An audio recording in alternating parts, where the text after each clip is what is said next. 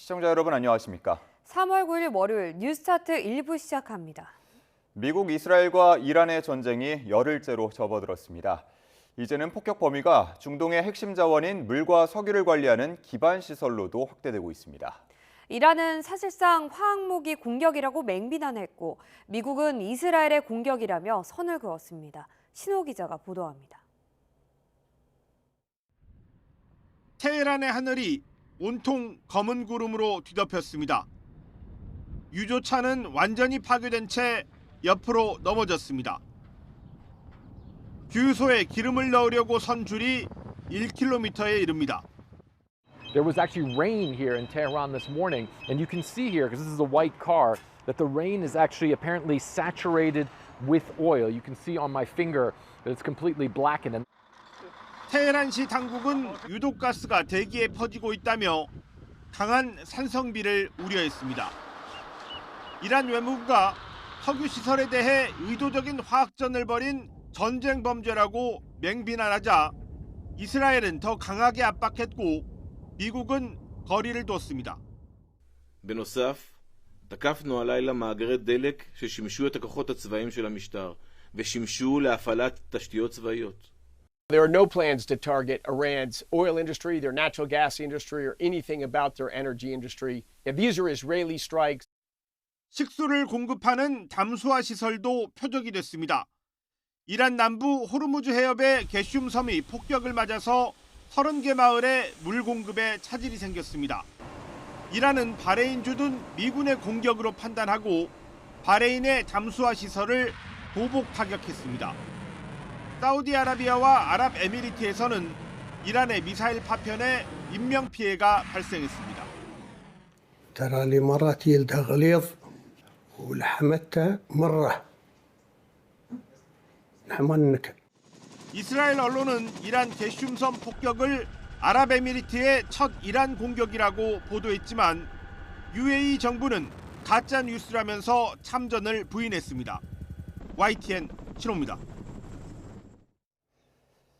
미국과 이스라엘의 공습으로 사망한 이란의 최고 지도자 후계자가 선출돼 곧 발표될 예정이라고 로이터 통신 등이 현지 언론을 인용해 보도했습니다.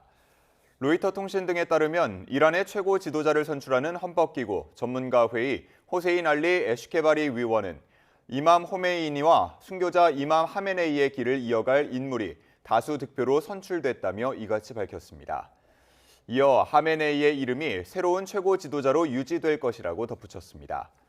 이는 하메네이의 차남 모즈타바 하메네이가 새로운 후계자로 선출됐음을 시사하는 거라고 풀이된다고 외신들은 전했습니다. 도널드 트럼프 미국 대통령은 미국의 승인 없는 이란의 차기 최고 지도자는 오래가지 못할 것이라고 경고했습니다. 트럼프 대통령은 현지 시간 8일 ABC 뉴스와의 인터뷰에서 이란의 차기 지도자는 반드시 미국의 승인을 받아야 한다며 만약 우리의 승인을 받지 못하면 오래가지 못할 것이라고 말했습니다. 트럼프 대통령의 발언은 하메네이의 뒤를 이을 차기 이란 최고 지도자에 대한 합의가 이뤄졌고 곧 발표가 이뤄질 것이라는 보도가 나오는 가운데 나왔습니다. 앞서 트럼프 대통령은 새로운 이란 최고 지도자로 사망한 하메네이의 아들 모즈타바가 유력하다는 보도가 나오자 하메네이의 아들은 받아들일 수 없다고 밝힌 바 있습니다. 유가가 치솟으며 경제 위기 불안감이 고조되고 있는데요. 미국 에너지부 장관이 유가 위기는 몇 주 안에 풀릴 사안이라며 진화에 나섰습니다. 미국이 이란 핵시설을 공습한 가운데 고농축 우라늄을 확보하기 위해서 특수부대를 이란에 투입하는 방안을 검토 중인 것으로 전해졌습니다. 뉴욕 연결해 자세한 소식 알아보도록 하겠습니다. 이승윤 특파원, 트럼프 행정부가 유가 급등과 관련해서 불안 진정에 나섰다고요? 네, 그렇습니다. 크리스 라이트 미 에너지부 장관은 CNN 방송과의 인터뷰에서 유가 급등 문제가 몇 주 안에 풀릴 것이라고 말했습니다. 그러면서 휘발유 가격이 갤런 3.78리터당 이 3달러 아래로 다시 내려가기를 바라고 있고 머지않아 그렇게 될 것이라고 주장했습니다. 특히 이 정확한 시기를 예측하기는 어렵지만 최악의 경우 몇 주이지 몇 달이 걸릴 사안은 아니라고 강조했습니다. 그러면서 미국이 이란의 공격 능력을 떨어뜨리고 있다며 하루 전 대형 유조선 한 척이 호르무즈 해협을 통과해 걸프 해역을 지났다고 소개했습니다. 이어 시장에 약간의 공포 요인이 반영된 추가 비용이 발생하고 있지만 현재 세계는 석유나 천연가스가 부족한 상황이 아니라고도 짚었습니다. 라이트 장관은 이란의 수도 테헤란 주변에 주요 석유 저장 시설이 공습으로 폭발한 것은 이스라엘의 작전이며 미국은 테헤란의 에너지 인프라를 전혀 표적으로 삼지 않는다면서 부인했습니다. 라이트 장관의 발언을 직접 들어보시죠. In the worst case, this is a week's. This is not a month's thing. The U.S. is targeting zero energy infrastructure. 이란의 공군과 해군 전력을 상당수 제거했다고 밝힌 미군이 이번에는 이란의 핵시설을 공습했다고요? 네, 그렇습니다. 이란 중부의 핵시설이 미국과 이스라엘의 공습에 피해를 봤지만 주변에 방사능 오염은 관측되지 않았다고 이란 반관영 이스나 통신이 보도했습니다. 이란 국립핵안전센터는 전날 미사일을 동원한 이스라엘과 미국의 공격으로 이스파한 지역에 있는 감마선 조사 살균 시설이 상당한 타격을 받았지만 방사능 오염은 보고되지 않았다고 밝혔습니다. 이는 최근 미국과 이스라엘이 이란 핵시설에서 60% 농축 우라늄 450kg을 확보하기 위해 특수부대를 투입하는 방안을 검토 중이란 관측이 제기된 직후 나왔습니다. 미국의 인터넷 매체인 악시오스는 지난해 6월 미국과 이스라엘의 공습 때 표적이었던 핵시설 3곳 가운데 이스파한에 우라늄이 남아있어 전쟁 후반 단계에 이를 확보하는 작전 구상을 보도했습니다. 이는 전쟁 중 이란 영토에 지상군을 투입하는 고위험 작전이 될 전망입니다. 준무기급으로 평가되는 60% 농축 우라늄은 몇 주 안에 무기급인 90% 수준으로 농축될 수 있으며 이는 핵폭탄 11기를 만들 수 있는 분량입니다. 이란도 우라늄을 회수하기 위해 이스파한 핵시설 지하에 진입할 가능성이 있어서 실제 작전은 이란군의 대응 능력이 크게 약화한 뒤에만 판단이 가능할 것으로 가능성이 높다고 악시오스는 전했습니다. 트럼프 대통령은 이란의 농축 우라늄을 확보하기 위해 특수부대를 투입할 가능성에 대해서는 모든 것이 테이블 위에 놓여 있다고 강조했습니다. 트럼프 대통령의 관련 발언을 들어보시죠. An Iranian regime armed with long-range missiles and nuclear weapons would be an intolerable threat. We're ensuring that the world's number one sponsor of terror can never obtain a nuclear weapon. 미국 일간 뉴욕타임스는 미 고위 당국자가 현재 이란 전쟁 다음 계획에 특수부대 투입 작전은 들어있지 않다고 말했다며 우라늄 확보를 위한 지상군 투입 여부는 아직 결정되지 않았다고 보도했습니다. 또 미국이 지상전을 공개적으로 언급한 건 협상 전략으로 이란의 우라늄 비축량을 포기하도록 압력을 가하려는 의도일 수도 있다고 분석했습니다. 지금까지 뉴욕에서 YTN 이승윤입니다. 이렇게 중동의 전선이 확산하는 가운데 이스라엘은 이란의 대리 세력 헤즈볼라가 장악한 레바논을 향해서도 집중 포화를 퍼붓고 있습니다. 이스라엘은 레바논이 헤즈볼라를 무장 해제하지 못하면 재앙적인 결과를 초래할 거라고 거듭 경고했습니다. 박영진 기자가 보도합니다. 현지 시간 8일 이스라엘이 레바논 수도 베이루트의 호텔을 폭격해 4명이 숨지고 10여 명이 다쳤습니다. 베이루트 중심부를 친 건 이번이 처음입니다. 호텔엔 레바논 남부 등에서 온 피난민들이 머물고 있었는데 이스라엘은 레바논에서 활동 중인 이란 혁명수비대 지휘관들을 정밀 타격한 것이라고 주장했습니다. 전날에도 레바논 남부 마이파둔에서 이스라엘의 공습으로 최소 5명이 숨지고 수십만 명이 피난길에 올랐습니다. 헤즈볼라 역시 물러설 생각이 없습니다. ولن نستسلم. ندافع بإمكاناتنا وإيماننا مهما بلغت التضحيات.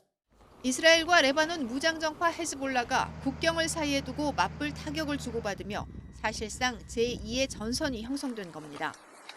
레바논 보건부는 지금까지 사망자가 300명에 달하고 1000여 명이 부상했다고 밝혔습니다. 피난민도 45만 명을 넘어섰습니다. 이란의 대리 세력 헤즈볼라에도 똑같은 공격을 하겠다고 공언한 네타냐후 총리는 헤즈볼라를 무장 해제하라며 레바논 정부를 압박하고 있습니다. 방치하면 재앙적 결과를 초래할 거라고 경고했습니다. אם לא תעשו זאת, התוקפנות של חיזבאללה תביא השלכות הרות אסון על לבנון. והגיע הזמן גם אתם, תיקחו את גורלכם בידיכם. 미국과 함께 이란 공격에 나선 이스라엘은 이를 명분으로 국경이 맞닿은 레바논의 무장 세력 헤즈볼라까지 제거해 지역 안보를 확보하겠다는 계산이 깔린 것으로 보입니다. YTN 박영진입니다. 이스라엘군이 미국과 이란의 충돌을 계기로 레바논에 대한 강도 높은 군사작전을 이어가면서 사망자가 400명에 육박하고 있습니다. 이스라엘군은 현지 시간 8일 레바논 수도 베이루트를 공습해 이란 이슬람 혁명 수비대 소속 지휘관 등 5명을 살해했다고 밝혔습니다. 이스라엘군은 하루 동안 레바논 전역에 걸쳐 100차례가 넘는 공습을 감행했으며 특히 베이루트 남쪽 외곽 다이예 지역에 있는 헤즈볼라 정예 라드완 부대의 지휘소와 훈련시설도 타격했다고 밝혔습니다. 레바논 당국은 지난 며칠간 이스라엘의 공격으로 자국에서 394명이 숨지고 1,130명이 다쳤으며 51만 7천 명 정도의 피난민이 발생했다고 집계했습니다. 이란의 주변 중동 국가 공격에 대응해 아랍에미리트가 처음으로 이란을 직접 공격했다고 이스라엘 현지 매체들이 보도했습니다. 이스라엘 예루살렘 포스트 등은 UAE가 최근 이란의 담수화 시설을 노려 공습했다고 보도했습니다. 걸프 국가 가운데 이란을 직접 타격한 건 이번이 처음으로 이란이 드론과 미사일 공격을 지속하자 이에 대한 보복이나 경고성이라는 분석이 나옵니다. 이스라엘 매체들은 이란의 공격이 확대된다면 UAE가 제한적인 규모라도 이란 공세에 추가로 가담할 가능성이 있다고 내다봤습니다. 이란 외무부는 전날 게슘섬의 민간 담수화 시설이 미사일 공격으로 파괴됐다고 주장했습니다. 이란은 공격 주체를 바레인의 주 파이르 기지에 주둔한 미군으로 지목하고 보복으로 바레인 담수화 시설을 미사일과 드론으로 공습했습니다. 이에 대해 UAE 측은 이란에 대한 첫 공격 관련 보도를 부인하는 취지의 성명을 냈습니다. UAE 외무부는 성명에서 이란의 잔혹하고 부당한 공격 행위에 맞서 자위권을 행사하고 있다고 밝혔지만 담수화 시설 공격은 언급하지 않았습니다. 아바스 아라그치 이란 외무장관은 미국과 이스라엘의 공격으로 시작된 전쟁의 일시 휴전에는 만족할 수 없다면서 영구적 종전이 이루어질 때까지 싸우겠다고 밝혔습니다. 아라그치 장관은 현지 시간 8일 보도된 미 NBC 뉴스와 인터뷰에서 미국과 이스라엘이 지난해 6월에 12일 전쟁을 끝내기 위한 휴전을 파기했다며 이같이 주장했습니다. 또 전쟁의 영구적 종결이 필요하다며 거기에 도달하지 않는 한 우리 국민과 안보를 위해 계속 싸워야 할 것으로 생각한다고 말했습니다. 아라그치 장관은 러시아가 중동 내 미군 위치 정보 등을 이란에 지원하고 있다는 보도와 관련해 러시아의 지원을 받고 있느냐는 질문에 이란과 러시아 간 협력은 새로운 것이 아니고 비밀도 아니다라고 답했습니다. 주한미군 공군기지에서 수송기 상당수가 최근 분주한 움직임을 보인 것으로 나타났습니다. 주한미군 전력이 이미 중동 사태에 반출됐을 수 있다는 관측도 나오고 있습니다. 이종원 기자입니다. 항공기 동선 추적 사이트에 올라온 미 대형 수송기 C5의 이동 경로입니다. 지난 2일 오산 공군기지를 출발해 스리랑카와 인도네시아 사이의 인도양 해상에 도착한 것으로 나타났습니다. 이틀 뒤엔 오산으로 다시 돌아왔는데 근처 군함에 물자를 실어 나른 것으로 추정되는 대목입니다. 미군은 지난 4일 스리랑카 일대에서 이란 군함을 격침하기도 했습니다. 이외에도 미 수송기 여러 대가 이미 오산 기지에서 이륙한 것으로 알려지면서 주한미군의 방공자산이 중동으로 차출됐을 수 있다는 관측이 나오고 있습니다. 앞서 주한미군은 국내 다른 미군 기지에 있던 요격미사일 패트리엇 일부를 이미 오산으로 이동시킨 상태입니다. 주한미군의 핵심 방공전력인 패트리엇은 미국이 이란 핵시설을 타격했던 지난해 중동에 순환 배치됐고 이번 중동 사태 발생 뒤에도 반출 가능성이 꾸준히 제기되어 왔습니다. 또 주한미군에선 패트리엇 이외에도 전술 지대지 미사일 에이테크음스와 고고도 요격 미사일 사드, 전투기 등이 이동할 가능성도 제기됩니다. 미군은 보안 사항이라며 긍정도 부정도 하지 않고 있고 우리 정부 역시 마찬가지 입장입니다. 주한미군 전력 운용과 관련해서 우리 정부가 언급하는 것은 적절하지 않고요. 주한미군 임무는 우리 군과 굳건한 연합방위 태세를 유지해서 물론 수송기 이착륙 등 분주한 오산기지 상황이 한미 연합훈련인 자유의 방패 연습과 관련됐을 가능성도 있습니다. 한미는 주한미군 전력 반출과 무관하게 대북 방어 태세엔 문제가 없다고 강조했지만 중동 상황이 우리 군사 대비 태세에도 영향을 미치는 건 분명해 보입니다. YTN 이종원입니다.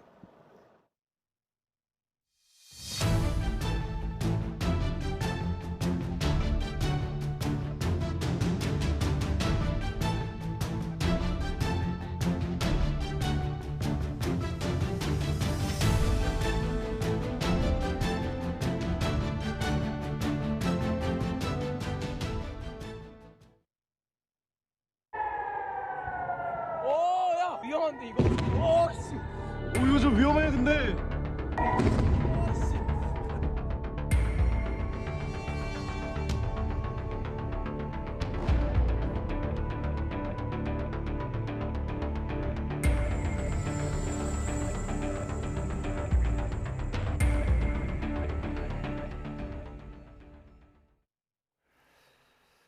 중동 사태로 발이 묶였던 우리 국민의 귀국 행렬이 이어지고 있습니다.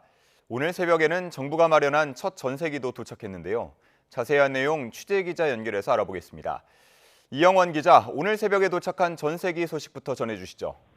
네, 아랍에미리트 아부다비에서 출발한 전세기가 오늘 새벽 인천국제공항에 도착했습니다. 중동 전쟁으로 항공편이 취소되거나 지연돼 빨리 귀국할 수 없었던 국민을 위해 정부가 마련한 첫 전세기입니다. 우리 시각으로 어제 오후 5시 반쯤 출발해 오늘 새벽 1시 29분 인천공항에 착륙했습니다. 이번 전세기 탑승객은 우리 국민 203명과 외국인 배우자 3명 등 모두 206명입니다. 고령자와 임산부, 영유아 등 배려가 먼저 필요한 대상자를 우선했는데요. 이 공항에 모인 탑승객들은 출발 직전까지 마음을 졸여야 했습니다. 비행기를 타려고 수속을 밟는 중에도 현지에서 대피 경보가 3차례나 발령되는 등 아찔한 상황이 이어졌기 때문인데요. 직접 들어보시죠. 공항에서도 지금 오기 직전까지 한 3번 정도 폭발음이 있어서 계속 대피를 했거든요. 복도 쪽으로 가가지고 창문에서 최대한 멀리. 그때는 일단 제 비행기가 안 될까 봐 되게 불안했고 네네 안도감이 굉장히 컸어요. 외교부는 공항 안에서 대피를 지원하는 등 출국에 차질이 없도록 최선을 다했다고 밝혔습니다.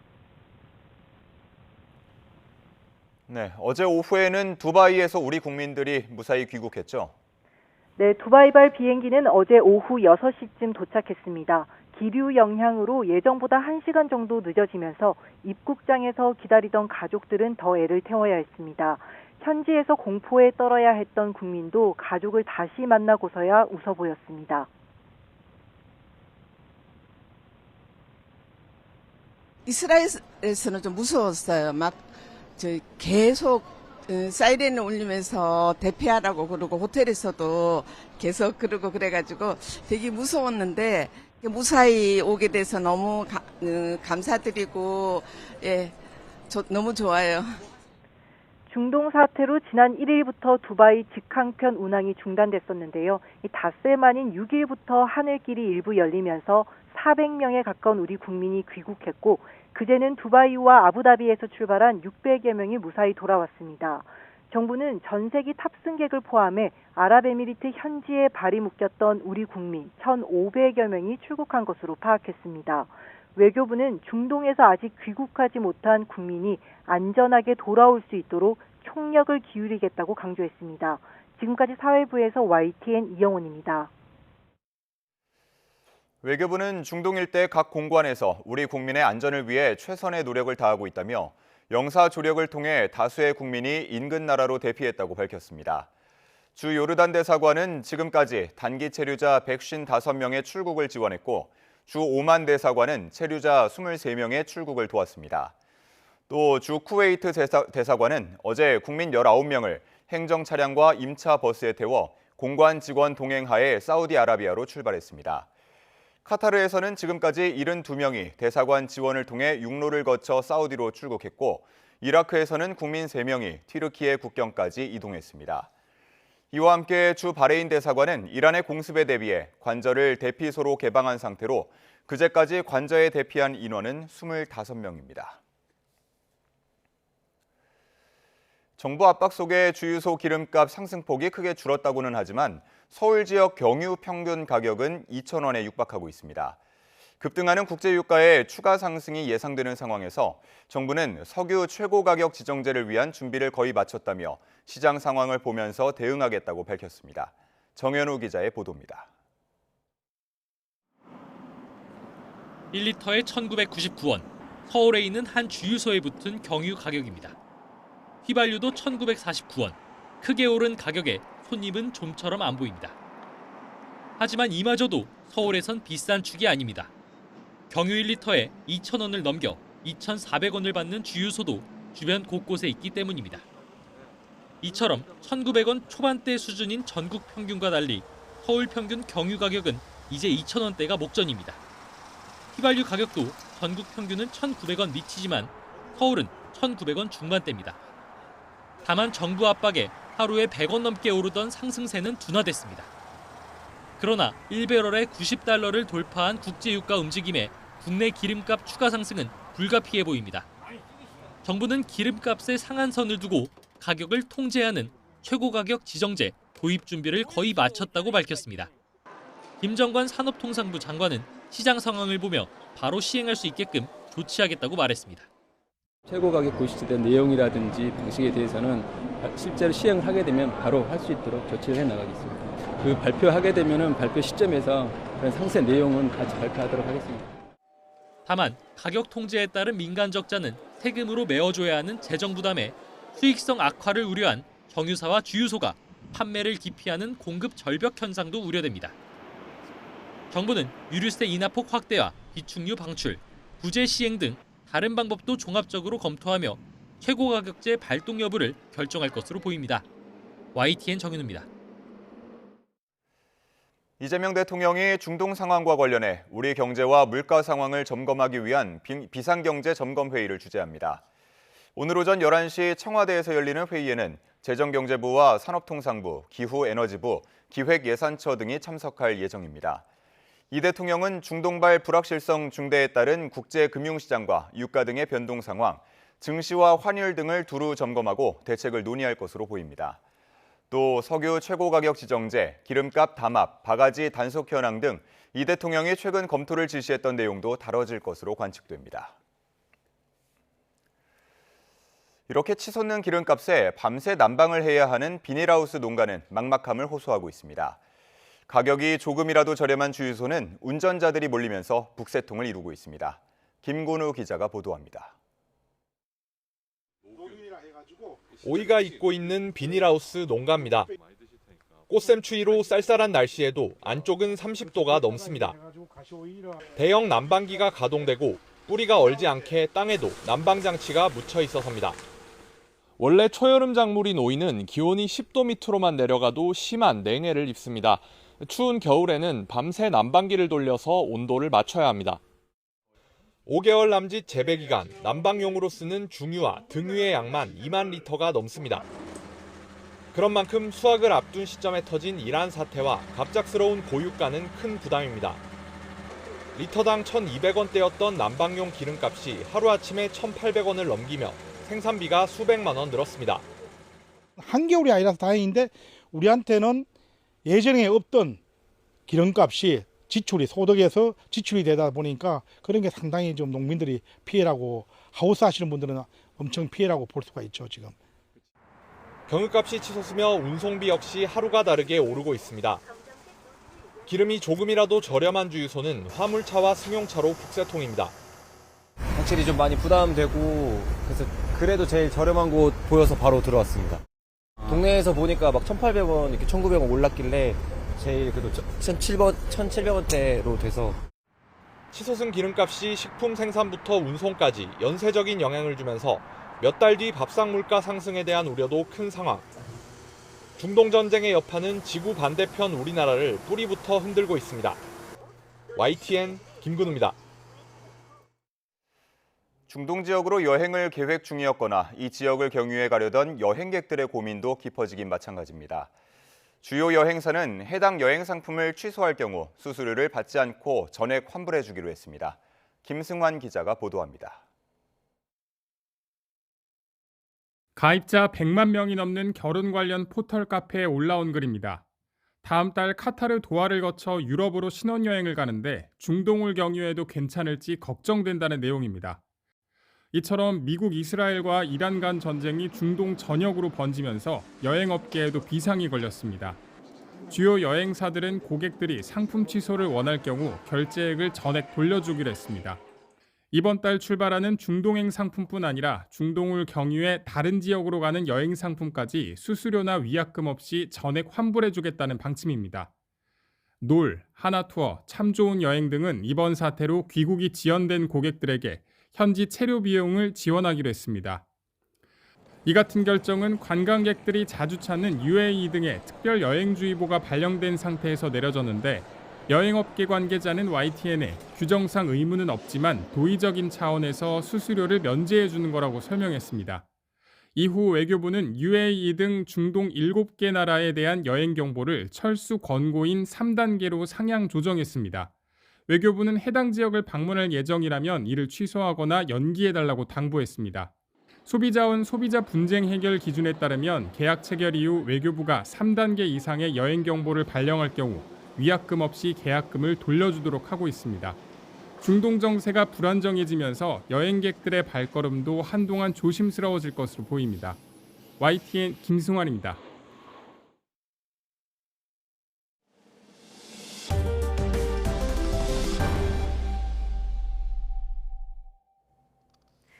이란을 상대로 전쟁을 개시한 지 열흘째를 맞고 있는 가운데 미군 사망자가 1명 늘어서 지금까지 전사한 미군이 7명이 됐다고 미군 당국이 밝혔습니다.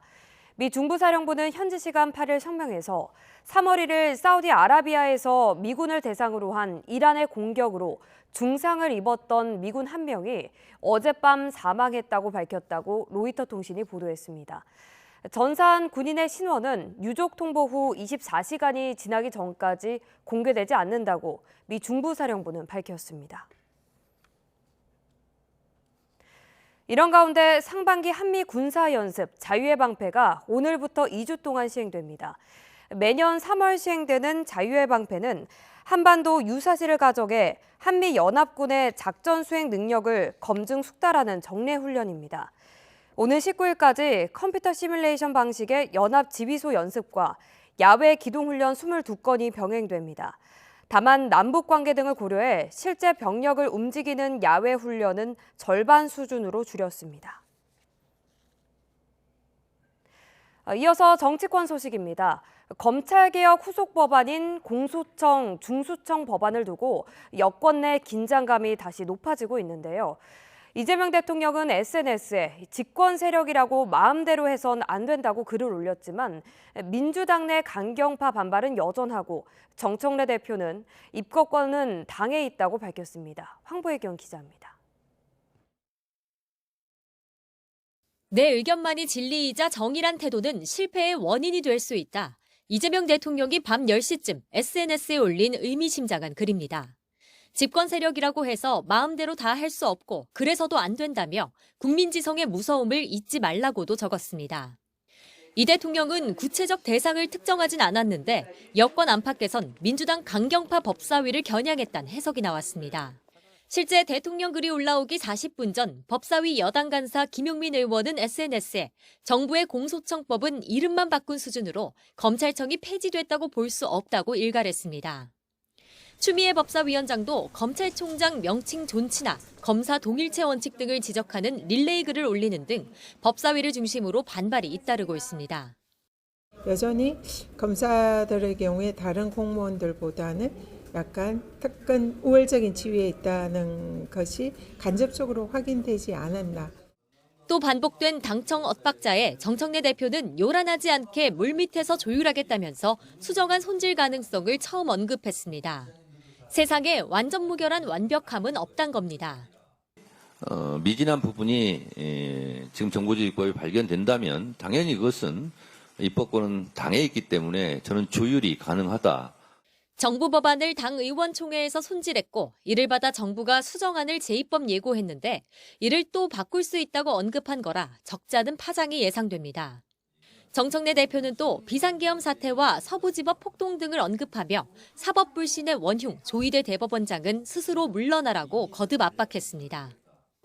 정청래 대표는 검찰개혁에 대한 국민과 당원의 열망이 실망으로 바뀌지 않도록 하겠다며 비판 여론 달래기에도 나섰습니다. 정부 안에 둘러싼 당청 갈등 재현 가능성과 함께 당내 전운이 짙어지고 있습니다. YTN 황보혜경입니다. 더불어민주당 공천관리위원회가 오는 6.3 지방선거에서 제주와 전북 광역단체장 후보를 경선을 통해 선출하기로 했습니다. 제주지사 후보는 현역인 오형훈 지사와 위성곤, 문대림 의원 등 3명이, 전북지사는 현역 김관영 지사와 안호영, 이원택 후보까지 공모한 후보들 모두 경선을 치르게 됩니다. 경선은 권리당원 투표 50%와 안심번호로 추출한 국민선거인단 50%를 반영하는 국민참여 경선 방식으로 진행됩니다. 제주 지역 경선은 4.3 희생자 추념일을 고려해 다음 달 3일 이후에 치러질 예정입니다. 한편 국민의힘에선 오세훈 서울시장이 국민의힘 서울시장 후보 등록을 하지 않았습니다. 서울시는 오 시장이 어제 오후 6시까지인 국민의힘 6.3 지방선거 광역단체장 후보 신청을 접수하지 않은 상황과 관련해 오 시장은 당 노선 정상화라는 선결과제를 풀어낼 때 패배의 길을 승리의 길로 바꿀 수 있다고 호소한 바 있다고 밝혔습니다. 그러면서 지금도 그 입장에는 변함이 없으며 당 지도부와 의원들의 응답을 기다리고 있다고 전했습니다. 오 시장은 그제 자신의 페이스북에 지금 우리 당은 수도권 선거를 포기했다며 당 노선 정상화라는 선결 과제를 풀지 않는 이상 후보 접수와 경선이 무슨 의미가 있느냐고 비판했습니다. 국민의힘 김재섭 의원은 더불어민주당 서울시장 예비후보인 정원호 전 성동구청장이 보유한 전남 여수 농지 인근에 정 후보 일가 명의로 된 대규모 농지가 더 존재한다고 주장했습니다. 김 의원은 어제 SNS에 부동산 등기부 등본을 통해 확인했다며 6,800평에 해당하는 이 토지들은 2000년에 취득돼 직접 경작할 의무가 있는 현행 농지법의 엄격한 적용 대상이라고 지적했습니다. 이에 정원호 후보 캠프는 입장문을 내고 해당 농지는 정 후보 남동생과 모친의 합법적 자산이며 수십 년간 현지에 살며 실제로 경작해온 농지라고 반박했습니다. 그러면서 김 의원이 오 시장의 대리인을 자초해 아무리 막말과 흑색선전을 앞세운다 해도 지난 10년 시정에 대한 시민의 피로와 변화를 향한 열망은 가릴 수는 없다고 강조했습니다. 사건 사고 소식입니다. 어제 낮 1시 반쯤 서울 가양동 사거리에서 스포츠카가 역주행하는 사고가 났습니다. 우회전하던 중 중앙선을 침범해 차량 석 대를 잇따라 들이받은 것으로 전해졌는데요. 경찰은 운전자를 체포해 경위를 조사하고 있습니다. 유서연 기자가 단독 보도합니다. 새하얀 스포츠카 뒷부분이 새카맣게 그을렸습니다. 타이어는 불타 휠만 남았고 유리도 산산조각 났습니다. 대낮 서울 가양동 사거리에서 역주행 사고를 낸 차량입니다. 이 차량은 우회전하던 중 돌연 중앙선을 침범한 것으로 조사됐습니다. 그럼에도 멈추지 않고 그대로 역주행하면서 반대편 1차로에서 대기 중이던 차량 3대가 고스란히 피해를 봤습니다. 사고 목격자는 YTN에 운전자가 사고 이후에도 내리지 않고 계속해서 가속 페달을 밟았고 그 과정에서 충격으로 차량에 불이 붙었다고 전했습니다. 받고 나서 가만히 있다가 이제 갑자기 페달 밟더니 악셀 밟더니 쭉 밀고 갔어요. 갑자기 불이 나가지고 제 직원한테 이제 소화기 좀 갖고 와라 하고 이제 소화기로 이제 가서 껐어요. 다행히 피해 차량 탑승자 가운데 다쳐 병원으로 곧바로 이송된 사람은 없었고 사고를 낸 남성 운전자는 경상을 입었는데 병원 이송을 거부한 것으로 알려졌습니다. 한 명은 구조했고요. 본인이 거절해서 그 경찰한테 인계했어요, 바로. 경찰은 사고를 낸 40대 남성 운전자를 긴급 체포했습니다. 음주나 약물운전 여부 등 정확한 사고 경위를 조사하고 있습니다. YTN 유서연입니다. 어제 오후 5시 15분쯤에는 서울 서대문구 홍은동에서 트럭과 승용차가 부딪히는 사고가 있었습니다. 이 사고로 60대 트럭 운전자와 50대 승용차 운전자가 다쳐 병원으로 옮겨졌는데 생명의 지장은 없는 것으로 전해집니다. 경찰은 음주운전은 아닌 것으로 보고 정확한 사고 경위를 조사하고 있습니다. 사법부 등의 반발을 겪었던 재판소원은 국회와 국무회의의 문턱을 넘어 사법체계 안에 정식으로 자리를 잡았습니다. 헌재는 인력과 예산을 추가로 확보하는 게 시급하다는 입장인데요. 일단 제도 운영에는 무리가 없을 거라고 밝혔습니다. 신규희 기자가 보도합니다. 개정 헌법재판소법은 헌법소원 관련 조항에서 법원 재판은 제외한다는 부분을 삭제하는 게 골자입니다. 법원의 재판이 헌법소원 대상으로 새롭게 포함되는 것인 만큼 헌재는 법안이 발의되었을 무렵부터 내부적으로 운영안을 준비해왔습니다. 핵심 내용은 인력 증원과 예산 확보입니다. 헌재 조직은 재판부, 사무처, 연구부 등 크게 3개 축으로 나뉩니다. 재판관을 포함한 헌재 전체 구성원은 현재 353명인데 이 가운데 사건의 심리와 각종 연구를 맡는 연구부를 중심으로 증원이 필요하다는 게 헌재 입장입니다. 재판부, 사무처, 연구부의 계속된 회의를 통해 필요한 인력과 예산안은 어느 정도 윤곽이 나온 상태입니다. 다만 이 안이 바로 확정되는 건 아닙니다. 헌재 관계자는 예산 확보가 당장 이루어지지는 않는 만큼 일단 현재 여력으로 재판소원 제도를 운용할 예정이라고 밝혔습니다. 일단 현 상황에서 업무를 수행해보고 실정에 맞게 수정한 안을 추진한다는 겁니다. 지난 3일 재판관 회의를 통해 사건 접수, 배당 규칙의 방향성도 정해졌는데 헌재는 제도 운용의 기초가 갖춰진 만큼 시행 직후 업무 수행에는 무리가 없을 거라고 설명했습니다. YTN 신기입니다. 오늘의 주요 경제 일정입니다. 지난 금요일 코스피는 강보합으로 마감됐고 코스닥은 이틀 연속 매수 사이드카가 발동될 정도로 강세를 보였는데요. 중동 사태 속 롤러코스터 장세를 보이고 있는 우리 증시, 월요일인 오늘 개장 상황에도 관심이 쏠립니다. 삼성전자 노동조합이 5월 총파업을 목표로 오늘부터 쟁의행위 찬반 투표를 실시합니다. 삼성전자 노조는 지난 석 달 동안 사측과 임금 협상을 벌여왔지만 성과급 상한 폐지에 대한 입장이 사측과 팽팽하게 맞서서 지난달 19일 교섭 결렬을 선언했습니다. 금융감독원이 오늘 은행지주회사 임직원과 은행연합회 관계자 등을 불러 2026년 은행부문 금융감독 업무 설명회를 엽니다. 금감원의 올해 은행부문 감독 검사 방향을 설명하고 관련 질의응답도 이루어집니다. 내일은 금융투자부문, 모레는 보험부문 업무 설명회를 엽니다. 일본 정부가 이른바 일본판 CIA로 불리는 중앙정보기관 출범에 속도를 내고 있습니다. 총선 압승으로 강한 여당을 등에 업은 다카이치 총리가 선두에서 이끌고 있는데 정보 권한 집중에 따른 우려도 나오고 있습니다. 도쿄에서 이승배 특파원이 보도합니다. 다카이치 사나의 일본 총리는 취임 전부터 줄곧 강력한 정보력을 강조했습니다. 이런 생각을 구체화한 것이 바로 국가정보국입니다.